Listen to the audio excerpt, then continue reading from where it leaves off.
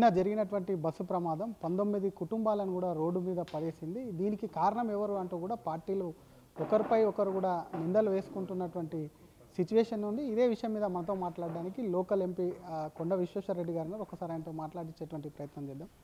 Sir, ప్రమాదం జరిగింది, కుటుంబాలు నష్టపోయాయి, కానీ పార్టీలకు వచ్చేసరికి ఒక్క పార్టీకి సంబంధించి ఒక పార్టీల మీద ఆ పూర్తి స్థాయిలో మేము తెచ్చామని ఒకరు, మేము తీసుకొచ్చామని ఇంకొకరు, వాళ్ళ వల్లనే ఇదంతా జరిగిందని ఒకరు.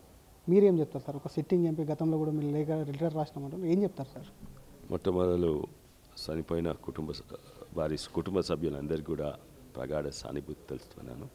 ప్రధానమంత్రి కూడా సానుభూతి తెలిసిండు, ఎక్స్గ్రేషన్ అనౌన్స్ చేసిండు.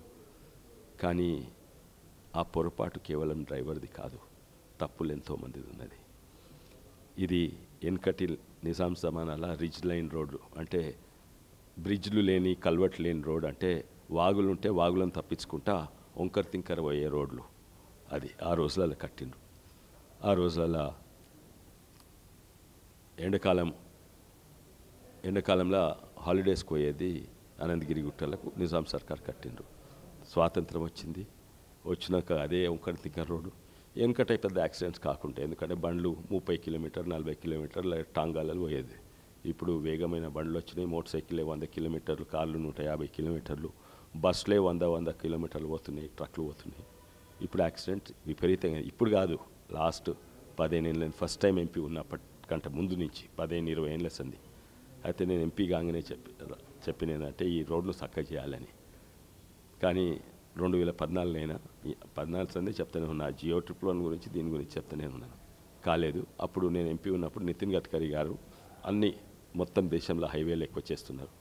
అయితే మా చేవెళ్ళ హైవే కూడా కావాలంటే వాళ్ళు చేవెళ్ళ హైవేని ప్రకటించారు గ్యాజెట్ ద్వారా.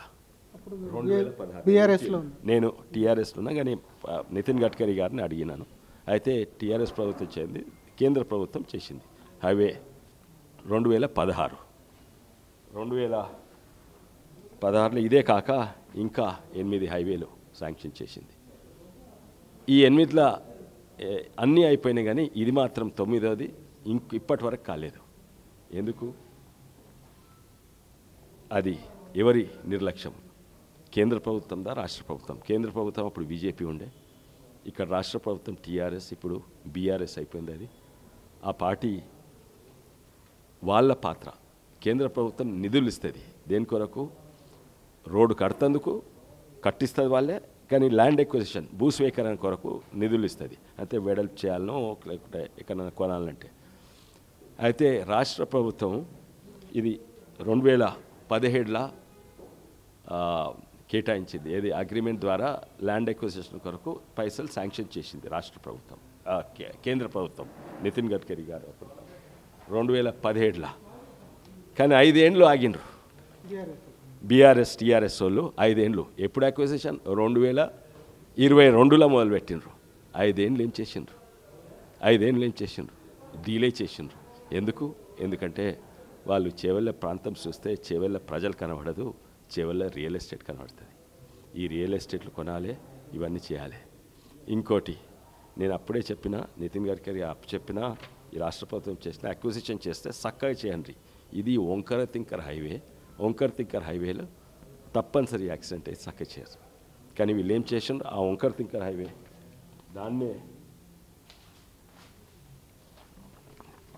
దాని చుట్టే, ఎందుకంటే దాని చుట్టే వీళ్ళు భూములు కొన్నారు. ఇక బ్లూ సుక్కలు ఉన్నాయి కదా, ఇవన్నీ వాళ్ళ భూములు. ఎవరు సార్ అవన్నీ? ఏదో హ్యాచరీస్ అంట. ఏం hatcheries? Minerals, Rohini minerals, Rajeshwari hatcheries. TRS వల్ల ఎవరన్నా వాళ్ళే. అప్పుడు ఎంపీ ఉండొచ్చు ఆయన. ఇంకా వేరే వాళ్ళు టీఆర్ఎస్ వాళ్ళు. వీళ్ళ సుమారు 200 ఎకరాలు కొన్నాడు రంజిత్ రెడ్డి కూడా. అయితే దీన్నే ఇప్పుడు హైవే ఇట్లా వస్తుంది, వంకర తింకర. ఇది చక్కగా చేస్తే యాక్సిడెంట్స్ కావు. కానీ వంకర తింకరనే అక్విజిషన్ చేసాను. వాళ్ళు ఎట్లా అక్విజిషన్ చేస్తే నేషనల్ హైవే అట్లా వేయవలసి వస్తుంది. ఇప్పుడు కూడా ప్రమాదం ఉన్నది. కొన్నన్నా చక్కగా చేయాలి. ఇక ఇక్కడి నుంచి ఇక్కడ చక్కగా చేసి ఈ లైన్ ప్రకారం చేస్తే, ఇట్లా తిరగవాలి చక్కగా చేస్తే ఓ 10 కిలోమీటర్లు తక్కువ అవుతాయి. హైవే కడుతందుకు ఖర్చులు తక్కువ అవుతాయి. అదే కాక ప్రమాదాలు తక్కువ అవుతాయి. భూస్వీకరణ కూడా తక్కువ అవుతుంది. ఎందుకంటే ఇక్కడి నుంచి ఇక్కడ చేస్తే దీనికంటే చాలా తక్కువ అవుతుంది. ఇది మిగులుతుంది. ఈ మిగులేమేమి వీళ్ళకి ఇవ్వచ్చు. పైసలు ఇవ్వకుండా రైతుల దగ్గర అక్వైర్ చేస్తే ఈ భూమి వాళ్ళకి ఇవ్వచ్చు. అయితే ఇక్కడ కూడా ఇది ఇక్కడ నుంచి హైదరాబాద్ నుంచి చేవెళ్ళ వరకు, చేవెళ్ళ నుంచి మన్నగూడ వరకు ఇది అయితే అక్విజిషన్ చేయవచ్చు. వంకర్ తింకర్ హైవేని చక్కగా చేస్తే భూమి మిగులుతుంది. ఇట్లా వంకర్ తింకర్ చక్కగా చేసి ఇదంతా భూమి మిగులుతుంది, అది ఇచ్చేయవచ్చు. కానీ ఇప్పుడు ఉల్టా అంటుండ్రు, నేనే ఆపుతున్నా అంట, నేనే గ్రీన్ ట్రిబ్యునల్ వేసి. ఎవరికన్నా తెలివి ఉందా, వాళ్ళకి దిమాకు ఉందా? నేనే తీసుకొచ్చింది నేనెందుకు ఆపుతాను? అది చక్కగా చేయి, డబ్బున చేయి అంటే వీళ్ళు చక్కగా చేయలేదు. భూములు కొనాలే అప్పుడు చేయాలని. వాళ్ళకు ప్రజల ప్రాణమా, రియల్ ఎస్టేట్ దాహమా? ఇప్పుడు అంటుండ్రు జూబ్లీ హిల్స్ ఎలక్షన్ చేసుకొని, ఇప్పుడు అంటుండ్రు అసెంబ్లీ అదేంది సెక్రటేరియట్ ముట్టడి తెస్తాము, టీఆర్ఎస్ బీఆర్ఎస్ వాళ్ళు ధర్నా చేస్తాము. వాళ్ళకు సిగ్గు కూడా లేదు. ప్రజల ప్రాణాలతోటి, రియల్ ఎస్టేట్ తోటి వాళ్ళు రాజకీయాలు ఆడుకుంటున్నారు. జూబ్లీ హిల్స్ ఎలక్షన్ వల్ల నా మీద ఆరోపణ నేనా? ఎవడు నమ్మటి చేయవల్ల? దొంగలు వాళ్ళే. రియల్ ఎస్టేట్ దాహం వాళ్ళకే ఉన్నది, ప్రజల ప్రాణం మీద లేనే లేదు వాళ్ళకు. ఇప్పుడు కూడా నాకు ఇంకా కొన్ని అపోహలు ఉన్నాయి. ఇప్పుడు వాళ్ళు వంకర్ తింకర్ చేసిన కదా, వంకర్ తింకర్ చేస్తే ఈ రోజులల్లా రోడ్లు, ఘోరమైన రోడ్ల మీద యాక్సిడెంట్ ఉన్నారు. మంచి రోడ్ల మీదనే స్పీడ్గా పోతారు, యాక్సిడెంట్లు ఎక్కువైతాయి, ఇంకా చనిపోవడం ఎక్కువైతుంది. నాకు ఇంకా అపోహలు ఉంది ఏంటంటే, ఈ హైవే అయినాక కూడా ఈ యాక్సిడెంట్లు అయితేనే ఉంటాయి. దీన్ని 1-2 జాగాలన్నా చక్కగా చేయాలని నేను రాసినాను. నితిన్ గడ్కరీ గారికి ఉత్తరం రాసినాను. మళ్ళా ఎంపీ అయినాక, ఎంపీ అయిన సెకండ్ టైం అయినాక మళ్ళీ రాసినాను నితిన్ గడ్కరీ గారికి. ఇక్కడ కూడా రాసినాను.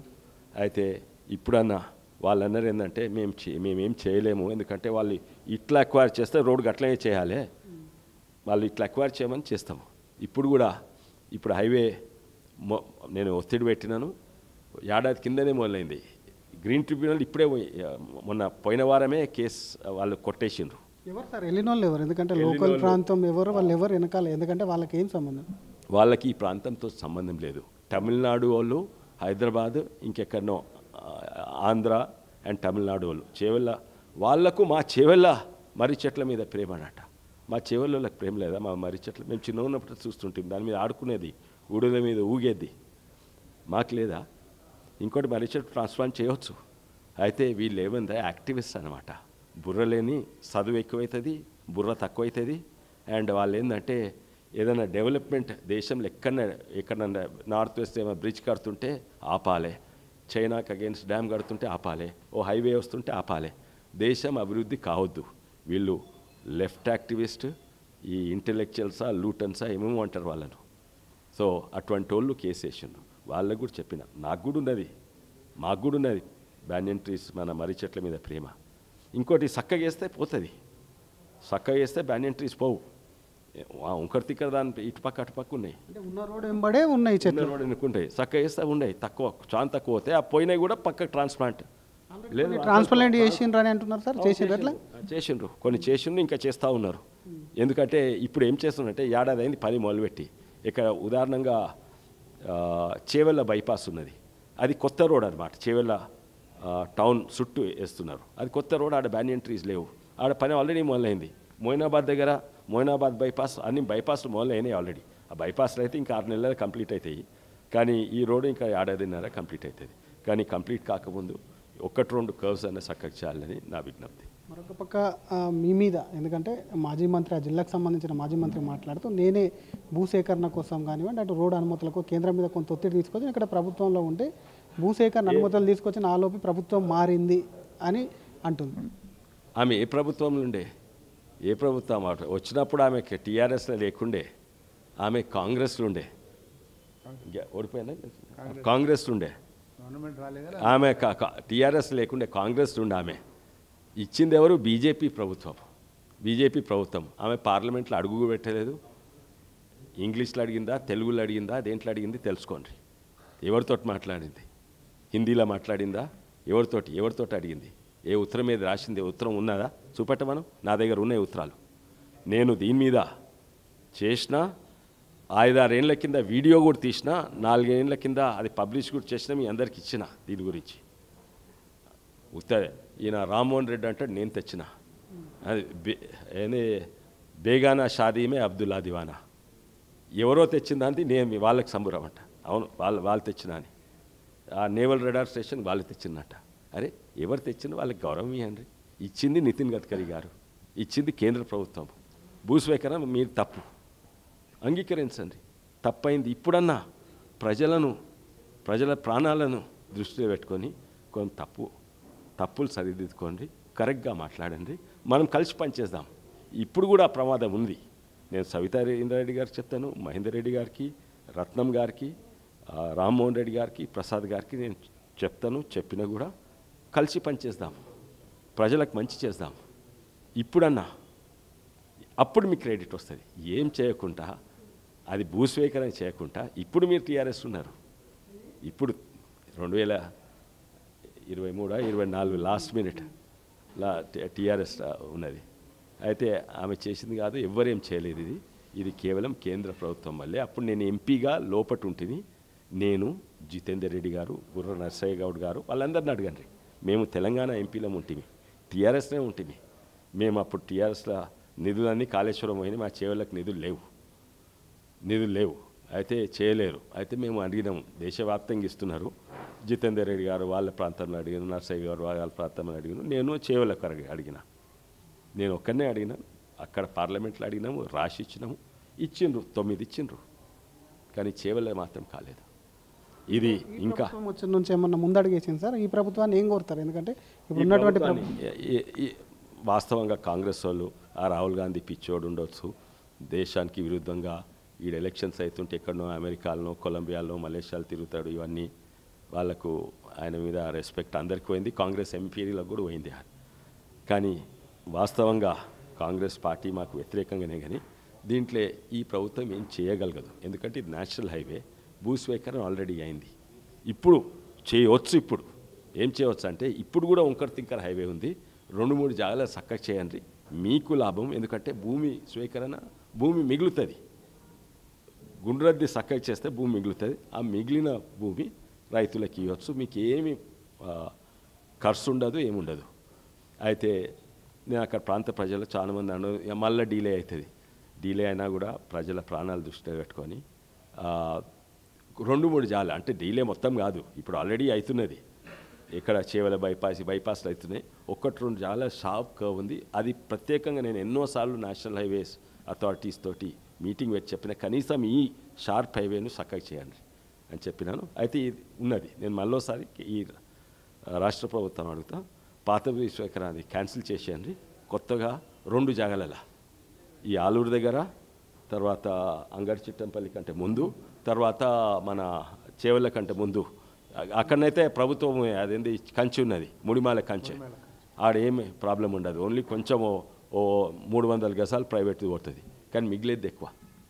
ఇంకొకటి, వికారాబాద్లో ఈరోజు ధర్నా చేస్తున్నారు. ఎందుకంటే రోడ్డు పనులు జరపాలని చెప్పి చాలామంది వచ్చి అక్కడ హైవే మీద ధర్నా చేస్తున్నారు. మీ నియోజకవర్గ ప్రజలకు ఏం చెప్తారు? ఎందుకంటే హైదరాబాద్ రావాలంటేనే ప్రాణాలు చేతిలో పెట్టుకొని రావాల్సినటువంటి పరిస్థితి ఉంది. హైవే మీద తిరగాలంటేనే కొంత భయం అవుతుందని చెప్పి చెవెళ్ళగాని, తాండూరు, పరిగి ఈ రూట్ అందరూ కూడా కొంత భయపడుతున్నారు, ధర్నాలు చేస్తున్నారు. ఏం చెప్తారు ఒక మాట? ఉన్న రాష్ట్ర ప్రభుత్వం రోడ్లు ఎవరు వేస్తారయ్యా?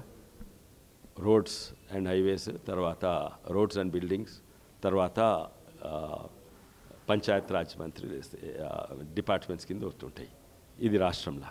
కేంద్రంలో నేషనల్ హైవేస్ ఉంటాయి, సెంట్రల్ రోడ్ ఫండ్స్ ఉంటాయి, తర్వాత ప్రధాన మంత్రి గ్రామ సడక్ యోజన ఉంటుంది, తర్వాత మా దగ్గర కొంచెం 5 కోట్లది ఎంపీ ల్యాడ్స్ వస్తుంది, ఊర్లో 5 లక్షల ఈ సీసీ రోడ్లు గింతిస్తారు.